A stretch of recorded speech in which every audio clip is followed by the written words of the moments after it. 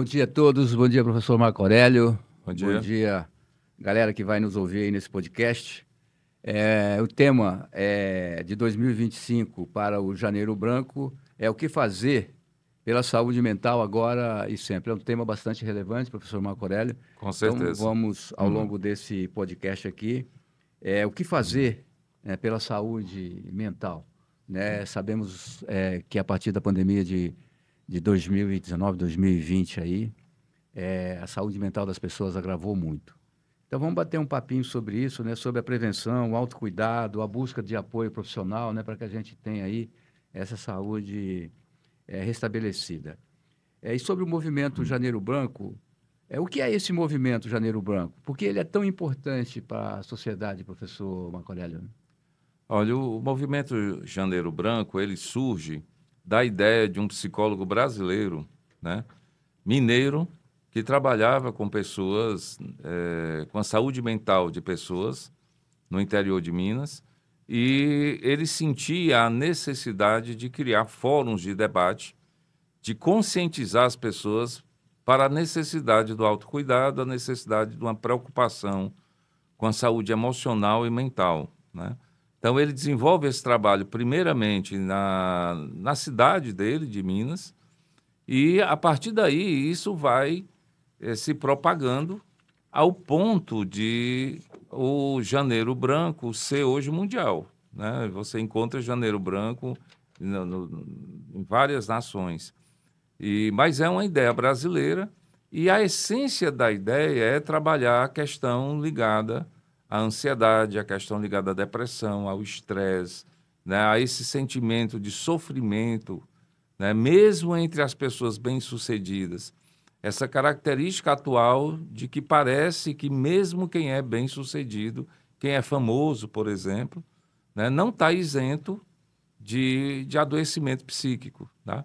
E durante muito tempo se achava que o adoecimento psíquico era algo de doido, né? Quando você dizia procura uma ajuda, a pessoa dizia, eu não sou doido, né? Então a ideia essencial é fazer as pessoas refletirem sobre isso e entenderem que a primeira prova de saúde mental é você procurar ajuda. E como conscientizar as pessoas, professor, na busca, né, para ele conscientizar da necessidade de ter uma saúde mental equilibrada? Olha, de uma certa forma, as pessoas hoje falam muito de sofrimentos que têm, né? Então, esses sofrimentos, normalmente a pessoa busca a válvula de escape em algo que ele acha que vai ajudar, às vezes religião, às vezes medicamentos, né? E são válvulas de escape que não resolvem o problema, tá? Então, é muito importante a gente alertar as pessoas para que eles conheçam profundamente os caminhos saudáveis para buscar a saúde mental, tá? Ter boas amizades, ter valores próprios, buscar autonomia e, quando necessário, buscar ajuda especializada. É porque as pessoas normalmente só buscam ajuda quando elas estão numa crise. Isso. Há necessidade de ter essa manutenção contínua? Como é que é isso? A profilaxia, né, tanto serve para a saúde física como para a saúde mental. Então, deixar para procurar uma ajuda terapêutica quando a pessoa está, por exemplo, numa depressão profunda, é você dificultar o processo de recuperação. Então, hoje, de uma certa forma, a quebra desse tabu de que psicólogo, psiquiatra é para doido, está fazendo as pessoas buscarem antecipadamente ajuda para seus sofrimentos, para suas dores, e isso tem contribuído para uma saúde mental mais efetiva, mesmo em pessoas em situação de alto estresse.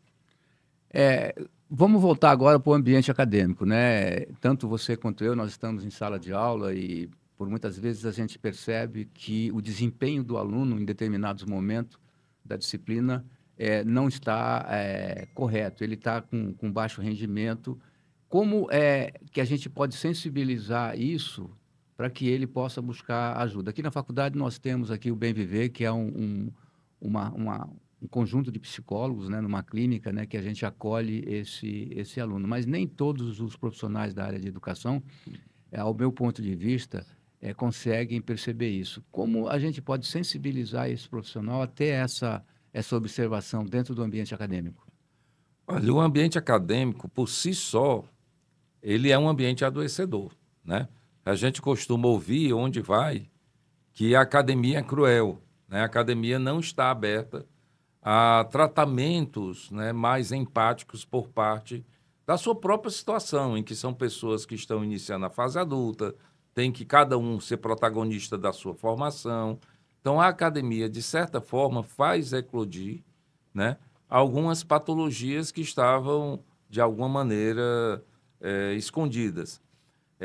Um bom caminho para isso é esse trabalho que, inclusive, o Janeiro Branco quer, que é conscientizar os professores a terem um olhar mais sensível, mais empático aos seus alunos, né? Descobrirmos, inclusive, alunos que são pacientes psiquiátricos, porque eles precisam de apoio institucional, tá? E, de certa forma, trabalhar junto aos alunos o autocuidado, a autoestima, que é fundamental para o equilíbrio psíquico. Como que a saúde mental é afetada na rotina diária das pessoas, do dia a dia, do estudante, da mãe de família, do profissional? O que a gente percebe é que a saúde mental ela se desorganiza a partir de uma série de questões que se sobrepõem, tá? A nossa sociedade, de uma certa forma, é um berço adoecedor. Os conceitos, por exemplo, de sucesso, né, que a sociedade cultua, quem é sucesso? É quem tem dinheiro e quem tem poder. Então, a busca por esses valores sociais, que são valores adoecedores, a gente costuma dizer que a sociedade é uma sociedade mortificante, né? Onde a competição é muito cultuada, né? O conceito de, como eu acabei de dizer, o conceito de sucesso, ao ponto de criar um berço de adoecimento. Além disso, tem as questões individuais, né? Os problemas familiares, né? As próprias questões de origem do indivíduo, as fragilidades psíquicas. E o que acontece? Quando esse jovem, o pós-adolescência que a gente recebe no início dos cursos de graduação, eles se sentem pressionados, né, a desenvolver no ensino superior um resultado, né, satisfatório, é cobrado esse resultado, ele já está diante de uma escolha profissional, está se profissionalizando, e muitas vezes as dificuldades aparecem quando eles buscam dentro de si, na personalidade deles, força para enfrentar tudo isso e encontram uma personalidade fragilizada. É mais ou menos isso que a gente observa. E aí surgem as questões psicossomáticas. Não só a pessoa sofre psiquicamente, como sofre fisicamente, né? E aí busca muitas vezes medicações e outras coisas mais. Eu anotei aqui agora, quando você começou a fazer essa sua conotação, hoje nós vimos, né, uma quantidade de jovens muito grande nas mídias e nas redes sociais, a não aceitação de determinados padrões. E isso, você acha que isso também enriquece esse sofrimento? Sem sombra de dúvida, né? Sem sombra de dúvidas. A grande questão a juventude sempre surgiu como algo que oxigenava a sociedade. Que a juventude questionava os modelos e buscava um modelo alternativo. O que a gente vê hoje é uma juventude muito focada em si, muito egocêntrica, tá? Mantendo um perfil narcisista muito marcante na sociedade como um todo e na juventude em especial. E quando eles se deparam, então, né, com essas questões sociais que são obrigados a se deparar, se desestruturam, né? Perfeito. Que práticas diárias você acha fundamental para cuidar da saúde mental? Eu, por exemplo, eu gosto de ler, eu gosto de praticar o meu esporte, eu vou fazer o meu kitesurf. Essas pessoas que são mais sedentárias, o que você acha que seria fundamental para ela ter uma saúde mental mais equilibrada? Eu acho que investir na autoestima, né? E eu sugiro sempre o seguinte: invista naquilo que você é bom, né? Então, todo mundo é bom em alguma coisa. Não existe ninguém que não seja bom em algo. Então, invista naquilo que você é bom. Porque na hora que você investe tempo, dedicação, conhecimento naquilo que você é bom, você pode se tornar imbatível em algo. E aí as demais coisas também melhoram. Então, eu acredito que esse é o caminho psicológico, investir no que é bom. Agora, sem sombra de dúvida, aquelas questões que a gente escuta falar tanto, alimentar-se de maneira saudável, dormir bem, né? Evitar o excesso de telas, fazer exercícios físicos, tá? Ter boas amizades, pessoas com que você possa conversar. Cuidado, tem gente que só joga a gente para baixo. Afaste-se dessas pessoas. Boas amizades, né? Cultuar algo de espiritualidade, né? Como quer que você pense a sua espiritualidade, mas isso também é importante, tá? Porque a gente vive num mundo que não liga muito para o nosso bem-estar individual. Se nós não cuidarmos disso, né, a gente pode se perder. Então, o autocuidado continua a ser algo fundamental. Agora, cuidado. Tem um autocuidado que é estressor, né? É aquela pessoa que fica sendo cobrada a ter autocuidado, uma coisa de fora para dentro. O autocuidado tem que vir de dentro para fora. É você compreender, por isso leia sobre isso, né? Inicie como você pode, né? Faça coisas que você gosta, mas o autocuidado tem que vir de dentro. É cuidar de si. Quem cuida de si está mais preparado, inclusive, para cuidar dos outros. Corpo sã e mente sã. É, como você abordou ainda há pouco, né, quando a gente encaminhava alguém, né, para buscar uma autoajuda, ele dizia, mas eu não sou louco, né, eu não tenho absolutamente nada, né? Como podemos incentivar as pessoas a acabar com superar essa estigma de que buscar ajuda psicológica não é boa?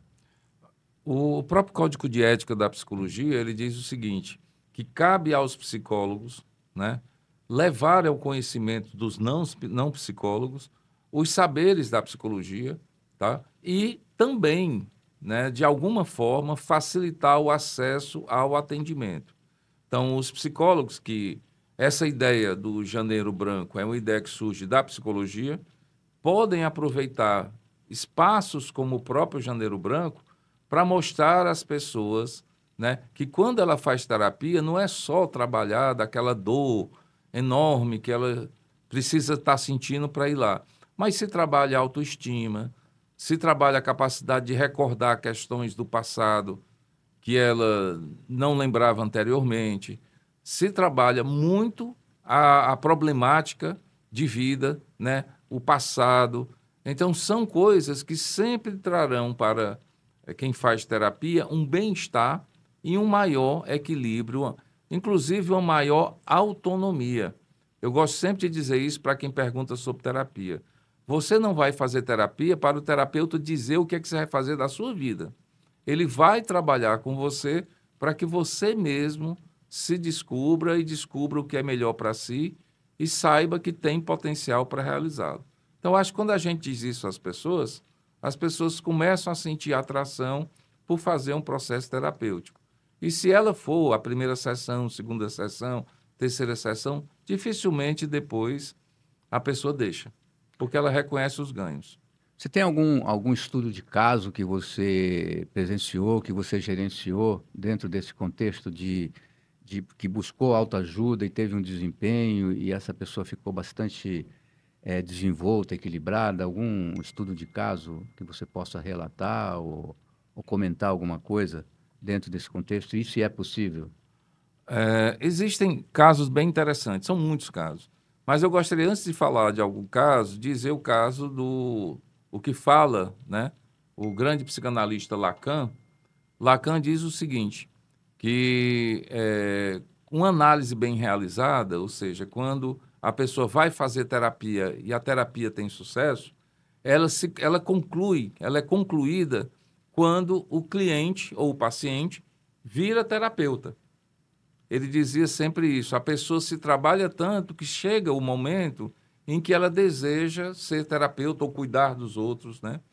Mas a gente tem sim, a gente tem inúmeros casos. Eu trabalhei durante 15 anos como terapeuta de adolescentes e a gente recebia no consultório muitos adolescentes em crise na área da sexualidade, né? Em conflito com a espiritualidade. E a gente, ao trabalhar com esses adolescentes a autoestima, eles passavam a se aceitar dentro da expressão de sexualidade que eles tinham, certo? E passavam a assumir-se como pessoa, né, nas suas dificuldades e dando a eles muito mais respaldo até para questões outras, como a definição profissional, né, a relação com o corpo. Então, a autoestima causada pela terapia resolve muitos casos assim. E um caso também bem peculiar, eu tive um paciente que esse já era um senhor de idade, que ele tinha fobia por elevador. E ele estava numa situação muito difícil, porque os prédios estavam cada vez maiores e ele estava envelhecendo e não tinha condição de subir nos prédios para resolver problemas de trabalho. Ao ir para a terapia, fortalecendo o seu ego, ele conseguiu lembrar da morte do pai quando ele tinha 7 anos, que ele não lembrava, e o desespero dele como criança, porque o pai estava fechado no caixão, queria, inclusive, entrar no caixão para ficar junto com o pai, e, de alguma forma, inconscientemente, a mente dele associava o elevador àquele caixão do pai. À medida que ele foi fazendo terapia, ele foi gradativamente, né, perdendo a fobia e começando a usar o elevador. Então, se a gente consegue, através da terapia, resolver casos graves assim, imagine coisas do cotidiano. A grande verdade é que, para a psicologia, a palavra cura. A palavra cura. Por isso que a terapia gira em torno do falar sobre. Uma outra coisa também que me ocorreu agora, professor Marco Aurélio, muitas famílias, às vezes, elas são desagregadas. Esse ambiente dificulta também muito essa problemática de síndrome de pânico, de ansiedade. Como é que isso funciona no ambiente familiar? A família é a base emocional de todos nós, né? Famílias desajustadas, né? Não estou falando da estrutura, tá? Tem famílias, às vezes, famílias homoafetivas, tem famílias que só tem a mãe ou que só tem o pai, e que a família tem um diálogo que flui, uma democracia. Mas famílias em que não flui o amor, não flui o diálogo, ela forma pessoas com fragilidade emocional, fragilidade psíquica. Com certeza isso vai afetar profundamente a vida dessa pessoa mais na frente. Professor, para encerrar então aqui a nossa conversa, que está bastante agradável, qual é a mensagem de incentivo que você gostaria de deixar para quem está nos ouvindo, pensando em cuidar da saúde mental?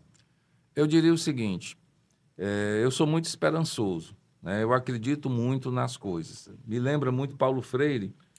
Paulo Freire dizia que a esperança é fundamental na construção do ser humano.